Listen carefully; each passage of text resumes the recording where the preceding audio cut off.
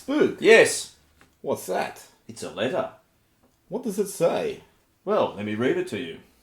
Spook reads, Dear Sly and Spook over at the Collingwood Rant. That'd be us. Your show is terrible. You know nothing about football. Your lack of research is appalling. The lighting is hideous. The sound is atrocious. Your reading is atrocious. You could not get any worse if you tried. I think we could. By the way, would you like to come and work for us? Who's that from? Channel 7.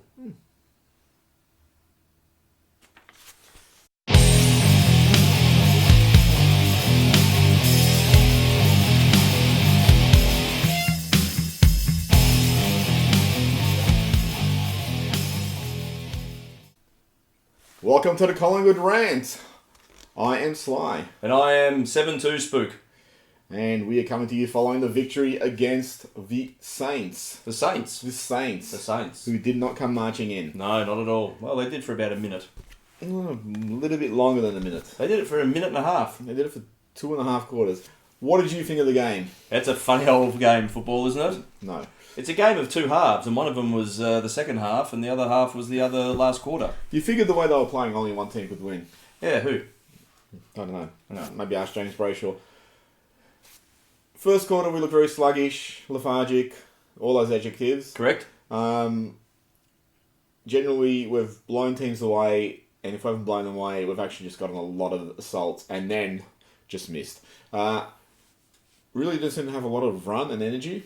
No. I don't know if that was an illusion because Secure were playing well-ish. And I coined the phrase during the game about the old rope-a-dope, because Saints do have a history of fading late in games, and I wonder whether we did pace ourselves just to sort of keep pace, not to sort of run ourselves into the ground, let them do that, and then we'd run over the top of them. So if that was the case, good strategic coaching game. You know, there was one game they didn't fade in. Which? 1966 grand final. Anyway, we gifted them that. Second quarter. Second grand final? Yes, those are 2010. Second quarter, they actually, I thought, just smashed us. Oh, Every but the scoreboard. That was when the white flag was being raised in Spook HQ, where I thought, I don't think we'll get blown away, but I don't think we're going to win this either. So they kicked 3-6 to our 3-1. If they kicked accurately, they could have been 3-4 goals up at half time. Yeah, they could have. Third quarter, it felt like we kept trying to pull away and they kept reining us back in. And vice versa. I mean, it was your classic shootout. 5-2 for each side, I believe. So, yeah, classic. Last quarter went in 5 points up and then... Football porn. Yep. We just totally obliterated them as we obliterated Carlton the week earlier and as we started very strongly against certain teams. Do you have any concerns about, I don't even know what this brand of football they're playing for a few quarters is called? Couldn't be asked football, maybe?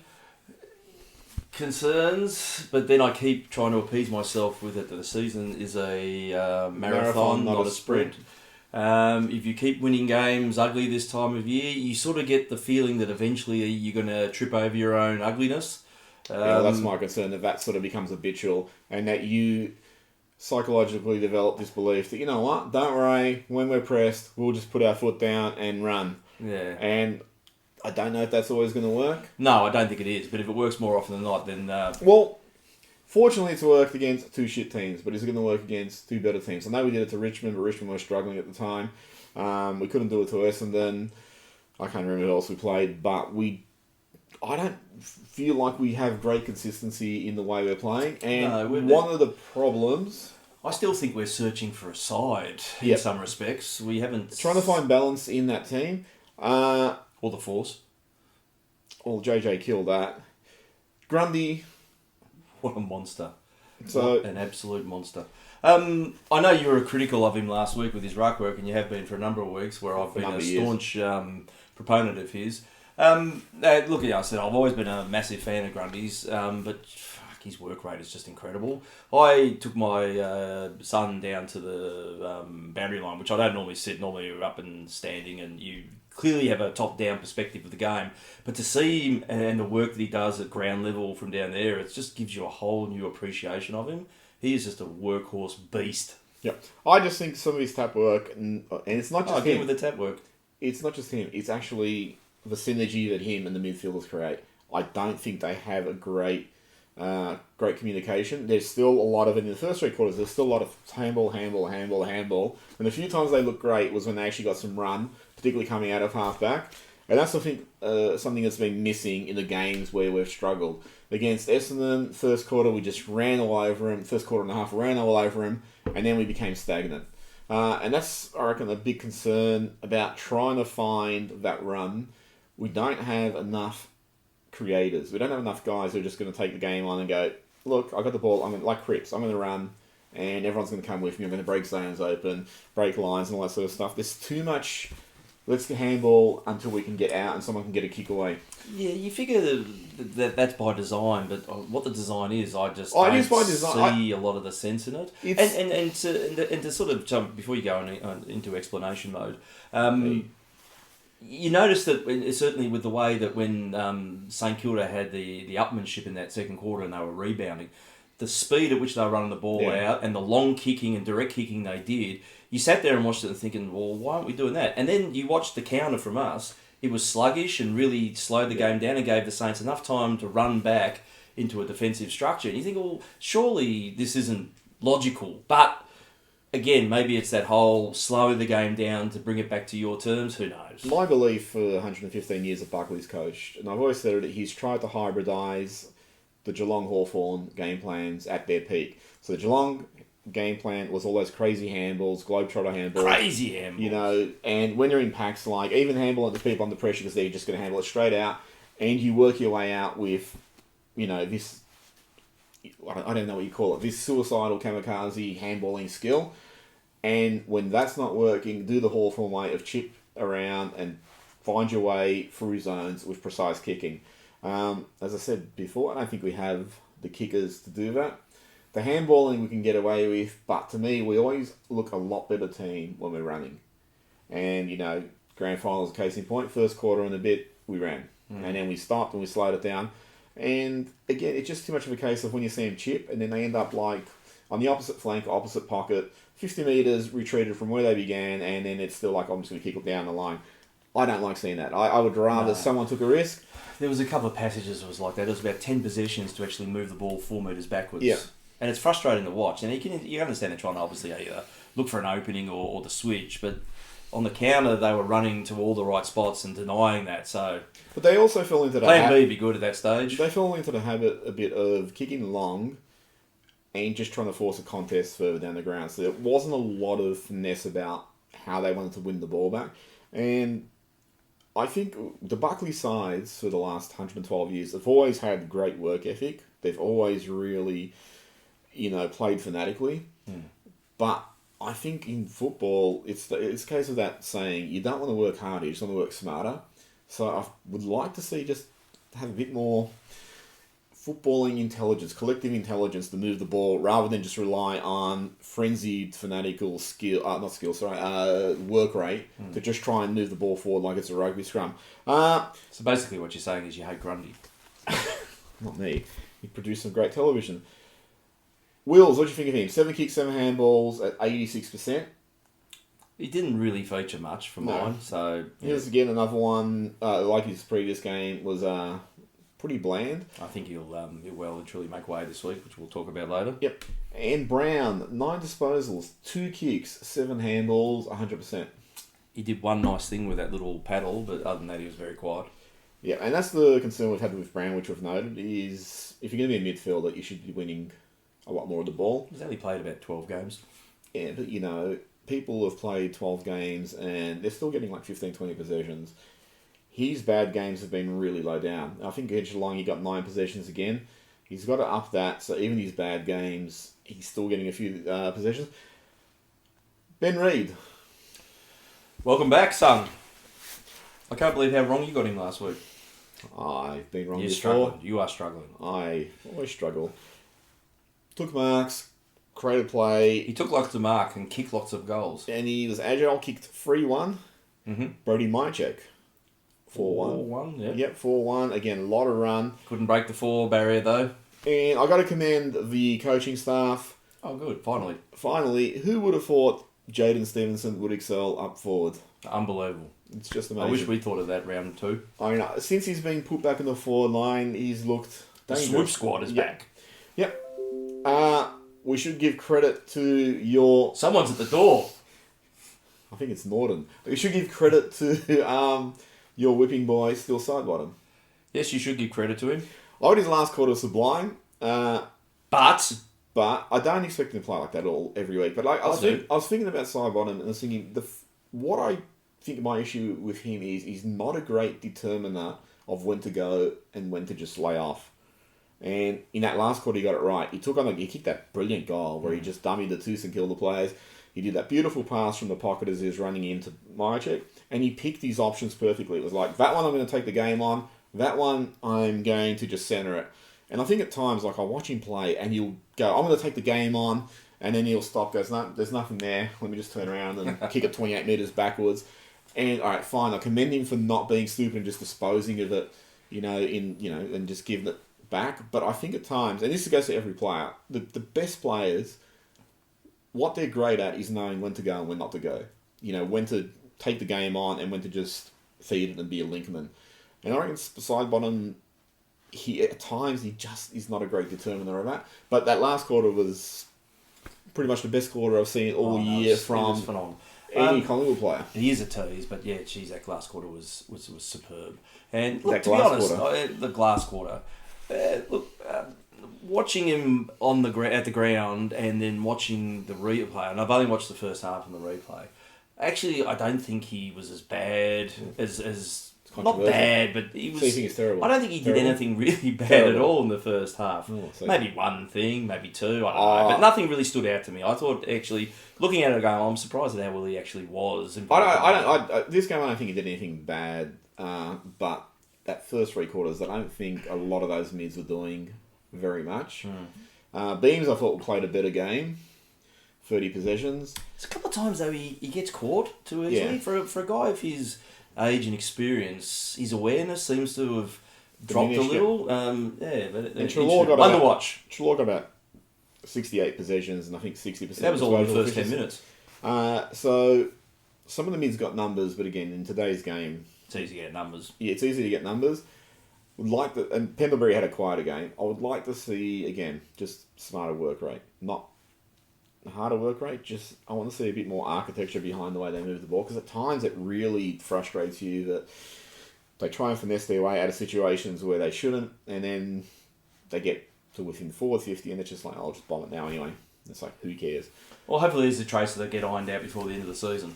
Well, we'll talk about what's coming up next week. But they need to find a better balance as to how that midfield works, because to me, it really seems still people don't know their roles, or they're being put into roles where they're being asked to do things which aren't in the best interest of the team. And I'll use Treloar as an example. Treloar gets plenty of hard ball gets, but I'd still rather have him on the outside and just get the ball and go.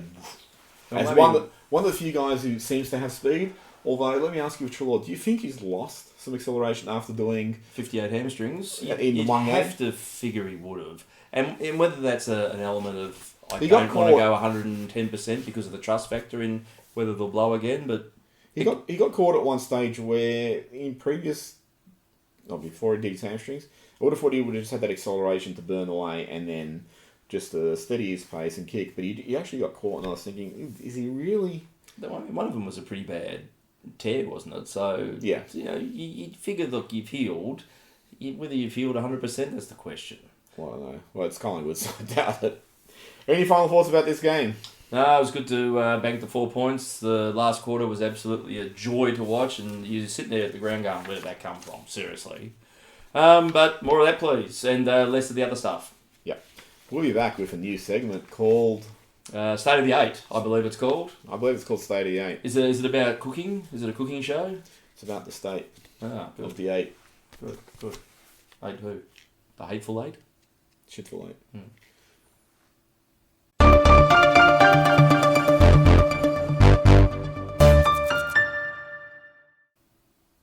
Welcome back. It is time for a new segment called... State of the 8. Should say it right there. Maybe, if we can be bothered. Yeah. Alright, so we're going to look at the 8, because it's starting to... State something? It's starting to take shape. Shape of the 8. The state of the shape. State of the shape. The shape of the state of the 8. So we've got Geelong on top. This is like the Dr. Seuss rant. Geelong's done enough to suggest, okay, they're the real thing. Then the state of the competition is pretty shit. I sincerely hope not. What? I want to see them drop. I don't see them drop, but I don't know where that's going to come from. Proverbial. So they're on 32 points. We're on 28 in second place, a position very unfamiliar to us. GWS is on 24 points. We were talking about this before. No one knows what to make of GWS. They go destroy Carlton by 15 goals, and then they lose to Hawthorn and kick only 4 goals for the whole game. And it's like, I don't know what... It is a schizophrenic competition. It's madness. And then Brisbane is 4th on 24 points. Who would have saw that coming? I mean, I always thought Brisbane had the cusp of a really good side, but it's come on fairly fast. Whether that's going to be sustainable. I think that's due to Luke Hodges' boundary interviews. Richmond, excuse me. Richmond on 24 points in 5th position, and they actually, I thought they were going to drop away for those injuries. They had a couple of bad losses, one to us, one to GWS, and then they've just consolidated. So they look a little bit threatening, which I really don't like to see. No, go away. Yep, West Coast, 6th position, 24 points, very much like GWS. I don't know what to make of them, if they're hungover, if they're playing at their best, if they're just, now that they've won the flag, if they're just sort of going, home and away stuff, just for the jokers, we'll just play as well as we need to. This one's the one that really surprises me, even though they lost Collingwood? last week. No. Adelaide. Yeah, it's... I looked at it when I was doing the tipping this week, and they were sitting, 7th. And before... When did you get back in the 8? Before they lost, they were 4th, and I was like, geez, I thought you had a really, really bad year. And you're somehow 4th. But there's that logjam, though, for about 10 different sides. Yeah. That it doesn't take much for results each week for it to all flip. And Port's on 20 points also. How? Finished the 8th, yeah. Well, how? Now, okay, so this is how. 9th position, Fremantle on 16 points. Mm-hmm. How? They've looked okay at times, and other times they've shown they're still a little bit short. Essendon on 16 points. Good. That's 16 too many. Yep. So, Hawthorn on 16 points. Yeah. Bulldogs on 16 points. St Kilda on 16. Well, this is really the state of the 15. Sydney on 12 and Melbourne on 12. So Gold Coast Suns down. Gold Coast, Carlton and North are not going to make the 8. No. To be expected. Yep. And of these ones we're looking at, Sydney don't look like they're going to make the 8. No. St Kilda, Bulldogs, Hawthorn, I don't think will make it. Probably not. They'll have some good games, but you'd think that, they're very inconsistent at the moment. Essendon's the one who's a genuine threat to the 8, because they look like they can put together some good football and beat the also-rans. They look fairly ordinary on the weekend, but anyway. But the thing is, you're playing the ordinary side, so that's when you get to inflate your win-loss record. Fremantle, I don't think will make the 8. No. But then when you get back to the state of the 8... Well, this is state of the 18 at the moment. So you have teams like Port in there and Brisbane Lions, who I imagine would be vulnerable. Bottom 8 sides. Bottom of the 8. Yeah. I think Brisbane will stay in. Port. You think they'll stay? Who's 8? Port. Yeah, they won't. But then you got who's going to come in? Fremantle, Essendon. I don't care. Just make it the 7 this year. Just put us all out of our misery. I just look at the AFL. Everyone raves about Essendon will be the bolter probably. Yeah. And usurp Port. Yeah. It's everyone talks about the evenness, how good it is. And it's like, well, I don't think it's good. I don't want to see mediocre teams who lose by who kick 4 goals one week, GWS, and then come out and win by 15. I don't want to see that. I want to see teams that are what about Carlton? Good. I want to see that. What a meritorious follow-up. I want to see more of that. Like getting pumped by 100 points. Oh, well, I told you earlier, Carlton, you're a shit club, but you hang your hat on trying to upset Collingwood, and bookending that awesome effort is you had that bloody disgraceful effort against North, and then you have a disgraceful effort against GWS, and it's like, really? So that's what you've come to, just upsetting us. That's the state of fucking where your club's at. That's who you are. Brendan Bolton. I feel bad for him. No, I don't. Screw you all at Carlton. Would you say security's going to escort him out? No. So you think Essendon's the only one who can really upset? Probably most likely. Okay, in that final 8, who scares you in the final? Unfortunately, at the moment, the Cats do. Eagles have our measure, but it'd be nice to see them rolled out. But probably, who we got? Collingwood scared me the most, to be honest. Giants, I think we tend to play well against them. Lions will account for. Richmond we account for. Probably just West Coast and Geelong. So if some shit side at the end of the year can roll those two out and let us face some hack side and we have an easy run to the flag, that'd make me happy. If it's not too much to ask, just do that. Richmond's the other one that scares me a little because I think if they get their players back, they've got enough methodology to the way they play. Although we've beaten them twice, I mean, we're just sort of setting ourselves up to go. Absolutely. We beat them twice, don't worry. The next time we face them. Dun. Any final thoughts about the state of the eighth? No, we're just one win shy of taking our rightful spot at the top of the ladder. Well, actually 2 wins because I think their percentage runs rings around ours, doesn't it, at the moment? They're about 20% up high. Yeah, but if they kick 4 goals in the game. Well, it could be. I don't know. I don't really want to be on the top. Do you want to be on the top? I like to be the hunter. First or second, who cares? But haven't seen the way the ladder's shaped. I would love if we could reverse 2011, where we finished on top, Geelong finished second, and then they beat us in the grand final. Now, this year, if Geelong finished on top and we finished second, and we beat them in the grand final. Yeah, I wouldn't be comfortable with that. I want to play some hack club. Carlton can't make the finals. If we played Carlton in the grand final, I would seriously have to take Mogadon and just sleep through it and wake up and see if we beat them. I don't think I'd be able to handle the nerves of playing Carlton. I think they're like 5-1. I'd approach that with every grand final, though. Anyway, any final thoughts on the 8? No, I'm travelling nicely at the moment. Still a long way to go. Alright, we'll be back with the match preview against... Who are we playing? Sydney? Sydney, I think. I think it's Sydney. Where are we playing at? Sydney? No, it's an all-round question. Yep. So we'll be right back after these words from our sponsors. That was a quick word. Yep.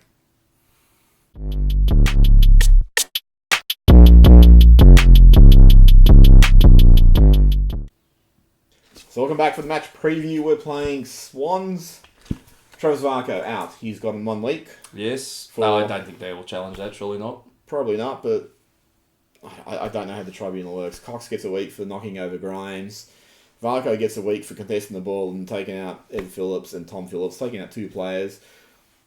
Gary Ablett 2 weeks in a row just willfully decides to lift his arm and take opponents out, and that's fine. Bloody chocolate. And Mumford almost kills Mark Murphy, and that's fine. He broke his ribs, but it wasn't high enough contact. No, but if you're a Collingwood player, it would have been... Figure that one out. Yep.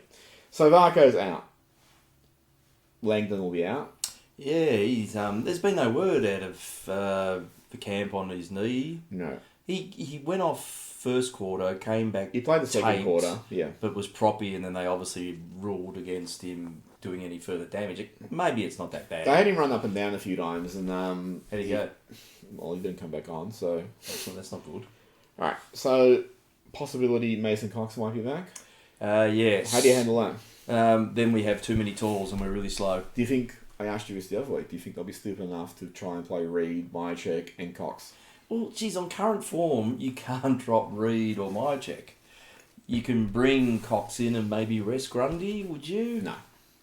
No. Because Sydney is very, very depleted this week. Very depleted. It's the perfect opportunity almost to rest a couple, not take them travelling. I don't know. We might have some funny inclusions this week. Not funny, but what ones are unexpected. Darcy Moore, will he be back? I don't know. No one knows. He was on the I was going to say the wireless. The rookie news list today saying that it was his ankle. It was the one that he injured about 5 weeks ago, and they decided to sort of more or less rest it. 5 weeks later. Yeah, well, that's the Collingwood rest. I don't know whether they'll risk him again. Would you? I don't. If he can play, he can play. Because Franklin's not going to play by all intents and purposes, so you don't really need. You don't, who's Sam Reid's their next best tall? They got some other dude as well. I think that's tall and mobile and stuff. I can't remember. With guys like Darcy Moore and Elliott and that, it always concerns me when they miss a week and then you bring them back and it's like, okay, you're a little bit colder now. You got to reacclimate. And you look at Elliott. Elliott basically broke down after they rested him for a week. So you think these guys' bodies have to acclimate to the rigours of AFL. They come up to a certain standard. I mean, obviously injury is going to happen at all times. But with guys with histories of injuries.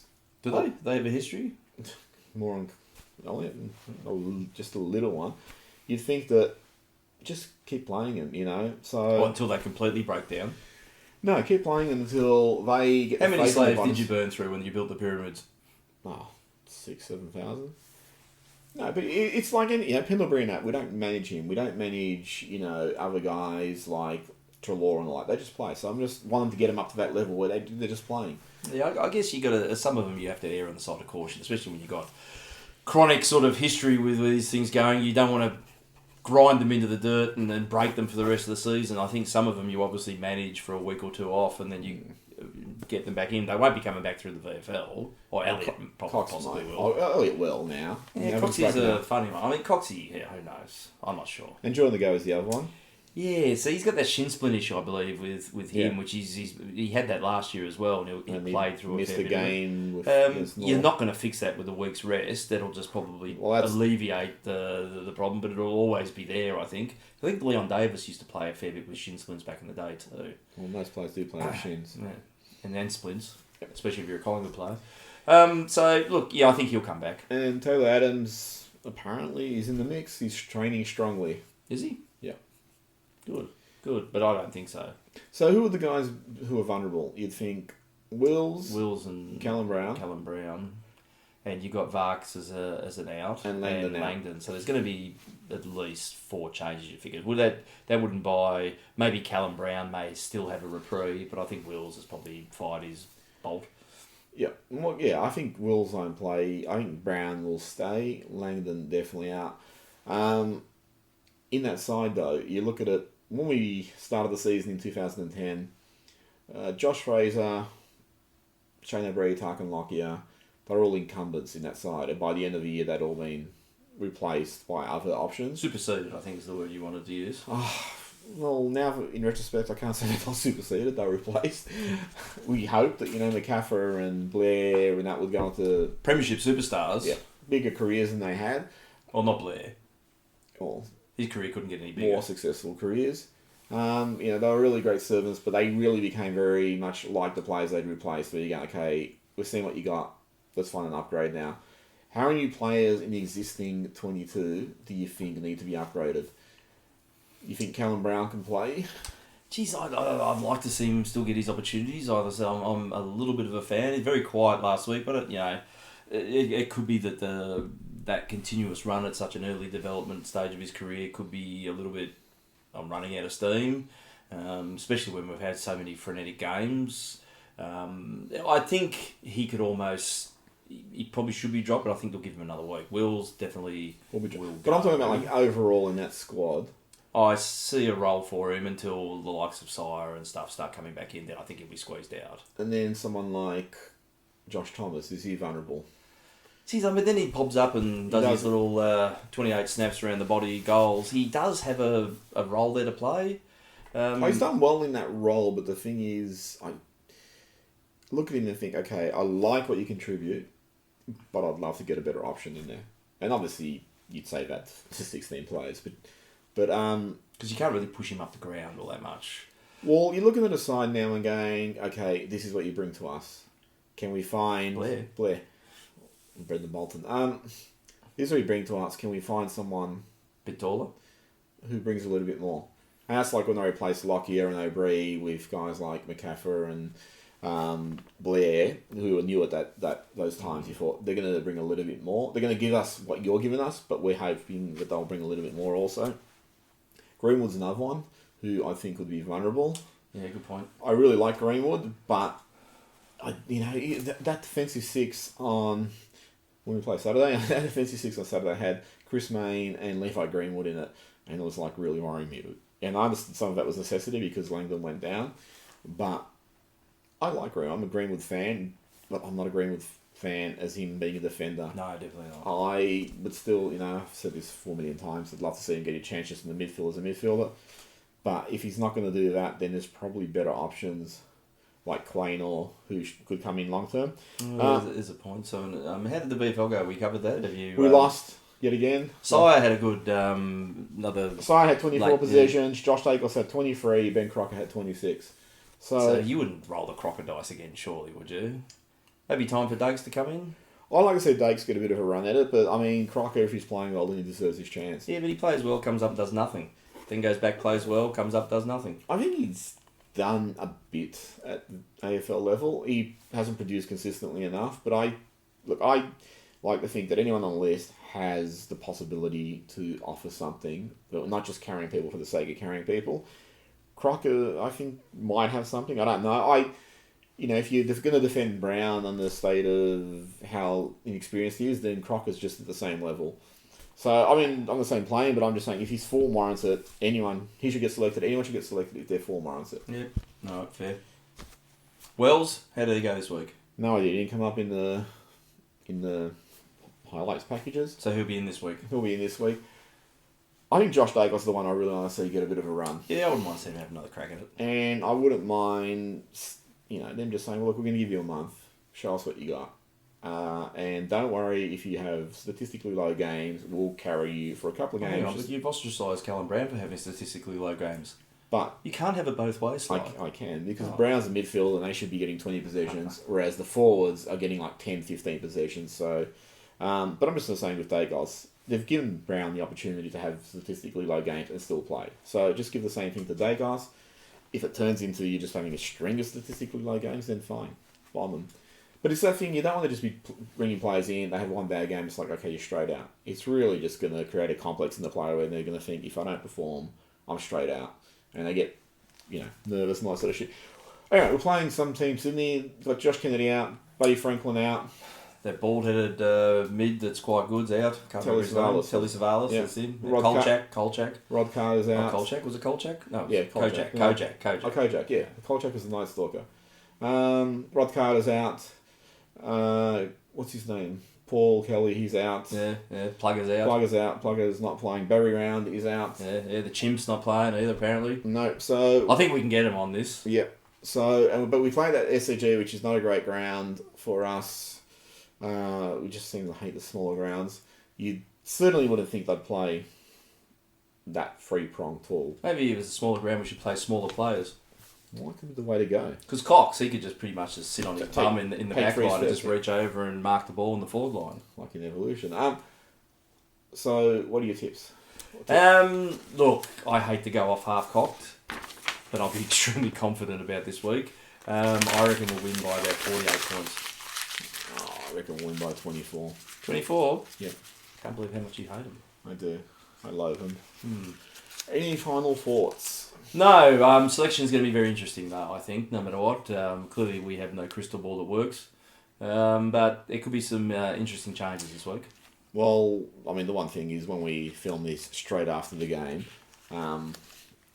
we don't know how the players have pulled up in terms of injuries and all that, so we can we'll only just make guess. It up though. We're just making it up. So Langdon had another leg sewn on. He could be good to go. Well, he could be good to go for all we know. But yeah, he could be. They've been very quiet about it, so who knows? Well, but that's because what's his name? Jeff Walsh does the really angry injury report. Does he? Have you seen those injury reports? The angry injury report. That's what it should be called. Was it the Blackmore's injury report? Yeah. I'd rather the angry injury report. Have you seen when he gives it? No. Does he get angry? He just looks like he's really frustrated. I don't know if it's just the state of the injuries. Anyway, so that's it from us. Subscribe, like us on Facebook, listen to us on the podcast, leave comments. There was a comment last week, sorry I meant to read it out, but someone didn't do the research. And we'll see you next week. Beautiful. Go Pies. Oh, that's about as close as I'm going to get. Yeah, that's what Collingwood says in a grand final.